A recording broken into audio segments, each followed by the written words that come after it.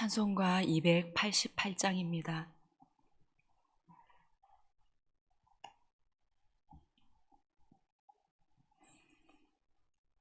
(288장입니다)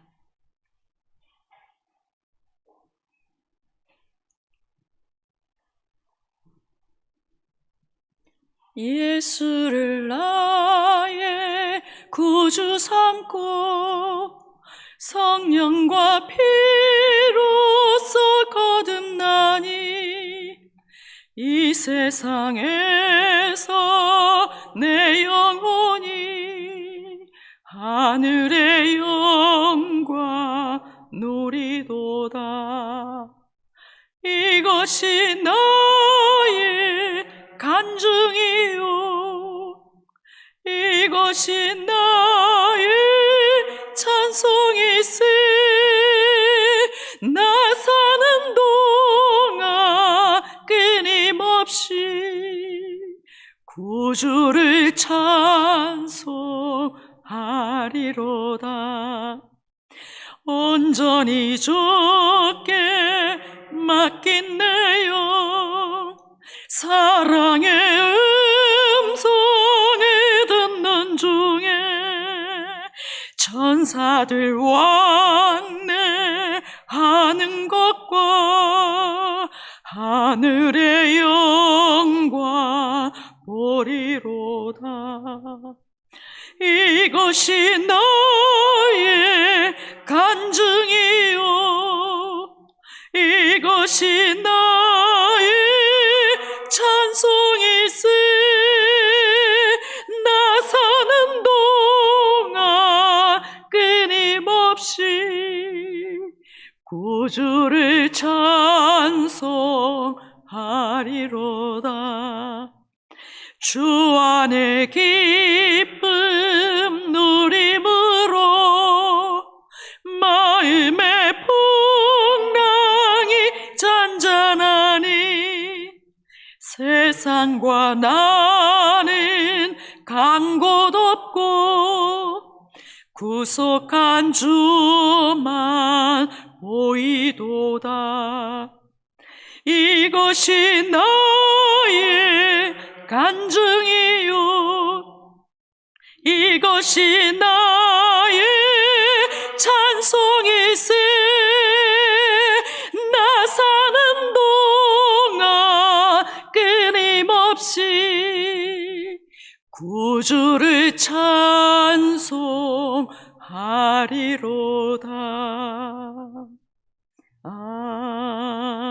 아멘. 디모데후서 3장 10절에서 17절 말씀입니다. 디모데후서 3장 10절에서 17절 말씀 교독하신 후에 마지막 절 함께 읽겠습니다. 나의 교훈과 행실과 의향과 믿음과 오래 참음과 사랑과 인내와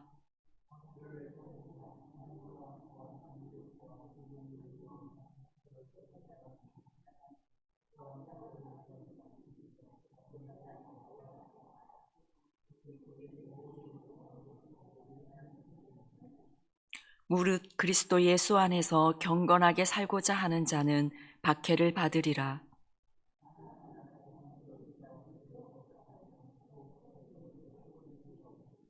그러나 너는 배우고 확신한 일에 거하라. 너는 네가 누구에게서 배운 것을 알며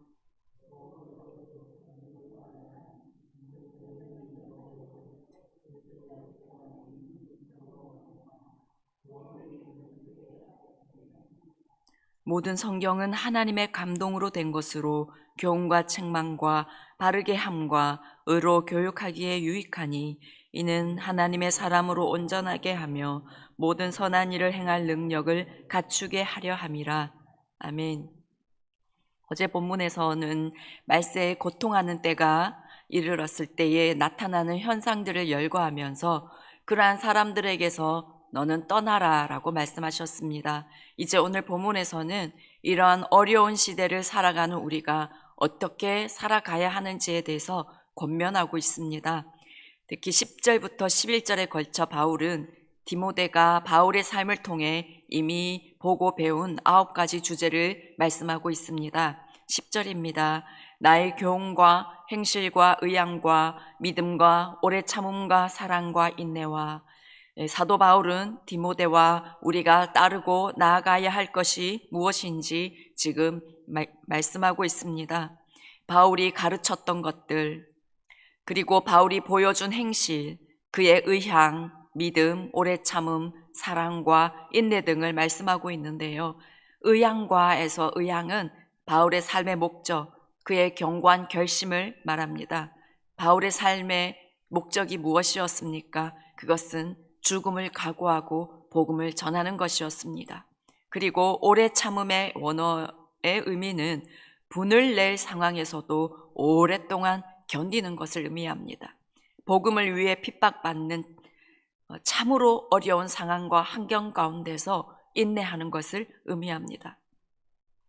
바울은 그의 교훈과 행실과 의향과 믿음, 오래 참음과 사랑과 인내, 그리고 11절에서 말씀하는 박해받음과 고난이 믿음의 삶이라고 지금 강조하고 있는 것입니다.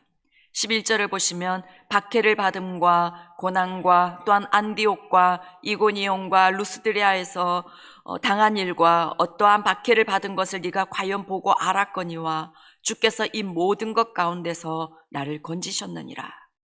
바울이 안디옥에서 받은 박해는 사도행전 13장 14절 이하에서 기록되어 있습니다.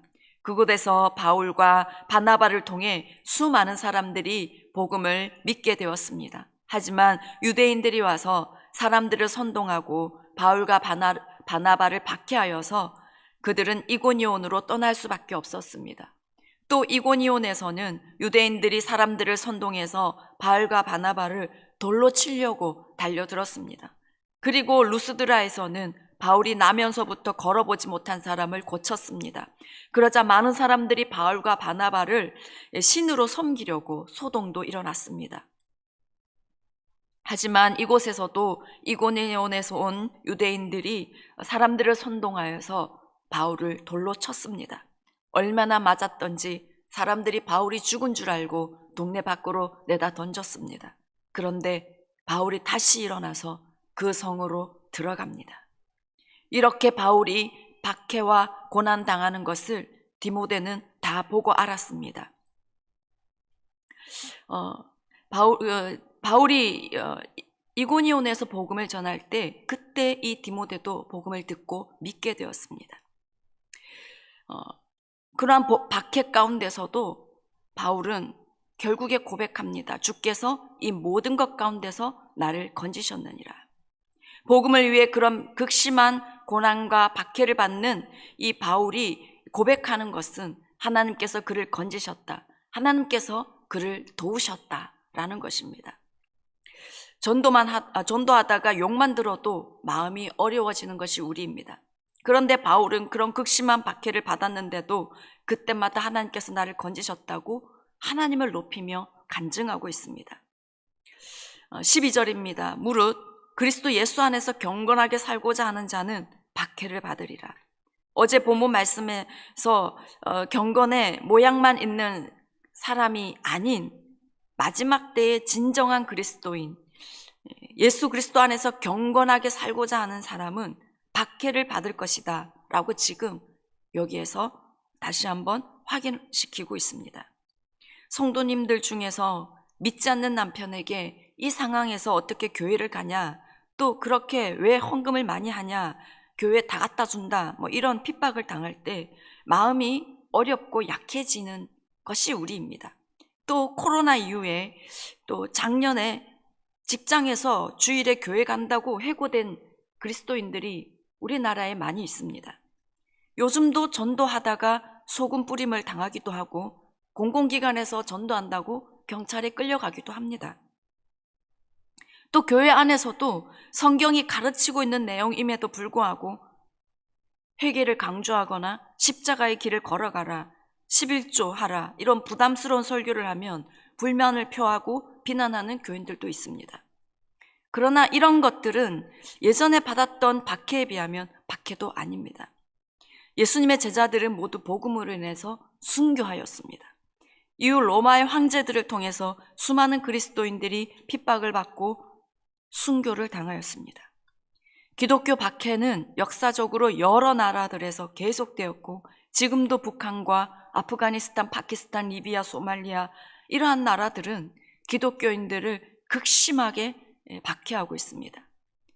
지금도 북한은 예수 믿는 것이 발각되면 사형이거나 평생 강제 수용소에서 끔찍한 고난을 당하게 됩니다. 우리나라는 조선시대에 기독교가 들어왔지만 기독교 박해는 100년간 지속이 되었고 이 기간 동안 1만 명이 넘는 사람들이 순교하였습니다. 또 일제강점기에는 일본으로부터, 한국정전 당시에는 북한 공산군으로부터 기독교인들은 온갖 박해를 다 당했습니다. 이러한 박해 역사를 돌아보면서 그리고 오늘 말씀을 보면서 경건한 그리스도인들이라면 박해받는 것이 당연하구나 하는 결론을 내리게 됩니다. 박해를 받는 것이 특별한 일이 아니라 이것이 정상이구나 하는 생각을 하게 되었습니다.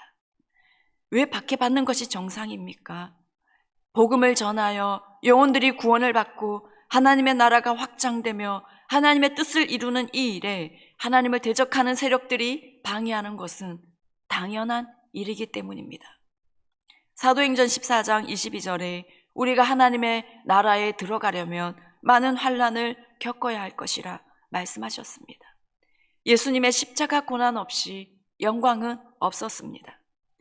그러니 여러분, 말씀대로 살려고 하다가 복음을 전하려고 하다가 박해를 받는다면 마음에 어려움이 찾아옵니다. 힘이 들어서 포기할까 생각도 듭니다. 하지만 기억하십시오. 내가 경건하게 사는 그리스도인이라면 박해를 당하는 것이 당연하다. 고난 없는 영광은 없다. 고난 당하는 것은 당연하다 여기시기를 원합니다. 그리고 복음 때문에 말씀대로 살려고 하다가 고난 당할 때에 모욕과 비난을 당하여도 하나님만을 바라보면 결국에는 하나님께서 우리를 도우심을 우리는 경험하게 될 것입니다. 그래서 바울의 고백이 우리의 고백이 될 것입니다. 주께서 이 모든 것 가운데서 나를 건지셨느니라. 13절입니다. 악한 사람들과 속이는 자들은 더욱 악하여져서 속이기도 하고 속기도 하나니 지금도 그렇습니다마는 세상은 결코 그리스도인들에게 우호적이지 않고 더 핍박을 가하게 될 것입니다. 갈수록 악은 더욱 기승을 부릴 것입니다. 그래서 14절에 말씀하십니다. 그러나 너는 배우고 확신한 일에 거하라. 너는 네가 누구에게서 배운 것을 알며 아무리 악한 사람들이 핍박한다 할지라도 네가 배우고 굳게 믿고 있는 그 진리 안에서 계속 끝까지 머물러라 라고 말씀하십니다. 복음 때문에 고난과 박해를 당할 때 그것을 피하고 싶은 것이 사람의 마음입니다. 그냥 다른 사람들처럼 타협하면서 편하게 살아갈까 생각이 찾아옵니다. 하지만 오늘 말씀은 타협하지 말라라고 하십니다.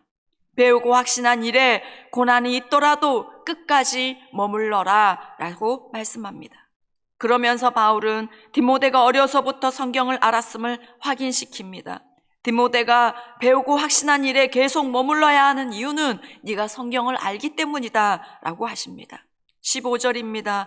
또 어려서부터 성경을 알았나니 성경은 능히 너로 하여금 그리스도 예수 안에 있는 믿음으로 말미암아 구원에 이르는 지혜가 있게 하느니라.